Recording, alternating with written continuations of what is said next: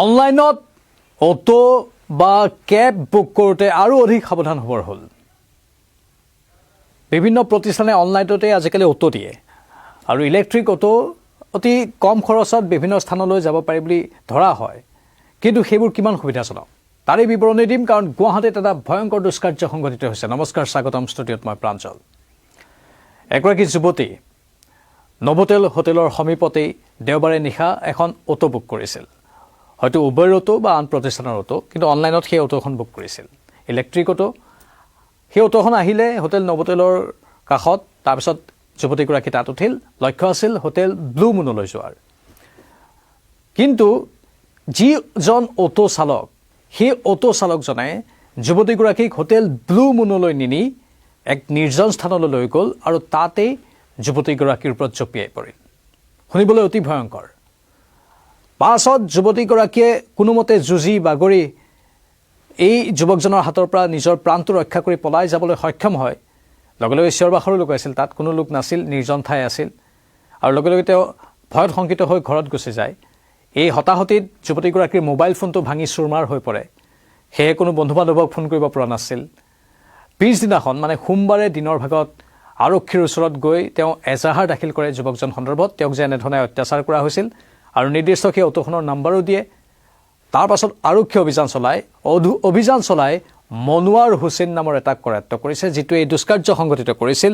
বৰ্তমান এই মনোৱাৰ হুছেইনক জেললৈ প্ৰেৰণ কৰা হৈছে, আৰু সেই অটোখনৰ নাম্বাৰো আমাৰ হাতলৈ আহিছে। সেই অটোখনৰ নাম্বাৰ হৈছে AS01TC 5416।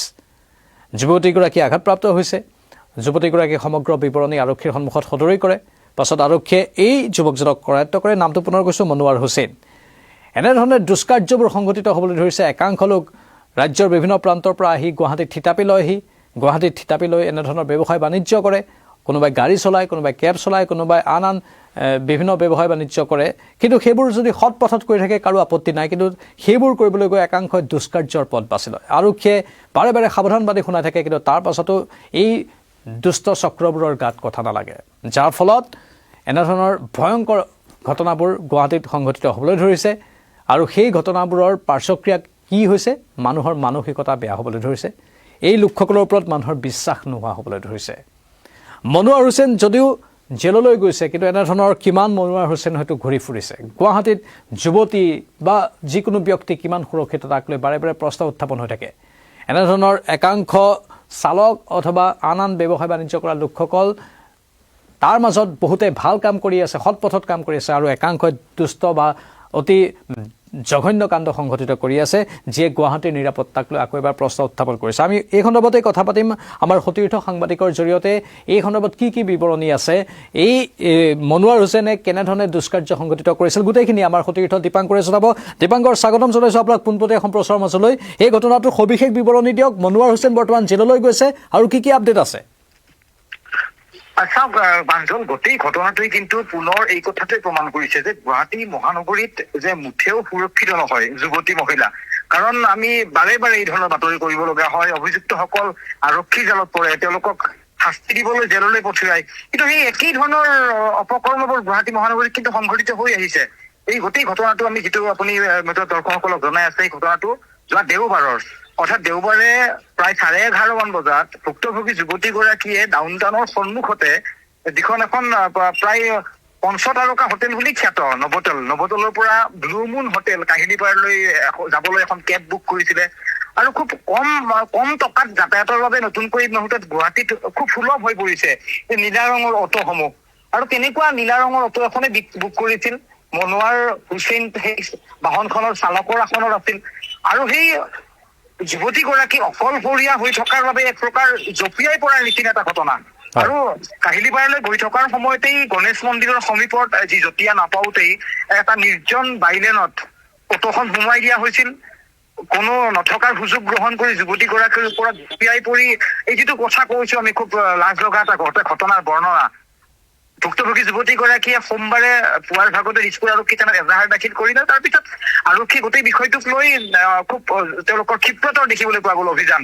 অটো বিচাৰি তেওঁলোকে অভিযান চলালে। চালকজন হঠাৎ সলনি ঘটিল, বেলেগে সেই অটোখন চলাই আছিলে তাৰপিছত অৱশেষত প্ৰকৃত সেই নিশা চালকৰ আসনত থকা মনোৱাৰক অৱশেষত দিছপুৰ আৰক্ষীয়ে গ্ৰেপ্তাৰ কৰিবলৈ সক্ষম হ'ল কিন্তু খুব নিৰ্লজ্জ গোটেই ঘটনাটো প্ৰাঞ্জল আৰু আৰক্ষীয়ে এই মুহূৰ্তত অভিযুক্তটোক জেললৈ পঠিয়াইছে ভুক্তভোগী যুৱতীগৰাকীৰ এখন খুব নিৰ্লজ্জ বৰ্ণনাৰে ভৰপূৰ এখন এজাহাৰ আৰক্ষীৰ টেবুলত আজিৰ দিনতো পৰি আছে গতিকে সঠিক তথ্য প্ৰমাণ আৰু এটা মজবুত কেছদাৰীৰ ভিত্তিতহে কিন্তু আদালতে সেই দোষীগৰাকীক অভিযুক্তগৰাকীক কঠোৰ শাস্তি দি দিব পাৰিব কিন্তু জেললৈ যিহেতু প্ৰেৰণ কৰিছে মানে ন্যায়িক জিম্মালৈ গৈছে মনোৱাৰ সেই বুলি আমি ক'ব পাৰোঁ আৰু মনোৱাৰে স্বীকাৰোক্তি দিছে নেকি কিবা গোটেই ঘটনাটো এক প্ৰকাৰ পৰিষ্কাৰ কাৰণ মহিলা প্ৰধান বুলি কৈ আইনত যিদৰে মহিলাৰ সপক্ষত যিদৰে আইন ব্যৱস্থা আছে ভাৰতীয় সেই আইন ব্যৱস্থাটোত প্ৰথম অৱস্থাতে আৰক্ষীয়ে দোষী সাব্যস্ত কৰিছে অভিযুক্ত মনোৱাৰক আৰু আদালতত হাজিৰ কৰাইছে কোনো তেওঁৰ পৰা আৰু ষ্টেটমেণ্ট ল'ব বিচৰা নাই আৰক্ষীয়ে কাৰণ এগৰাকী মহিলাই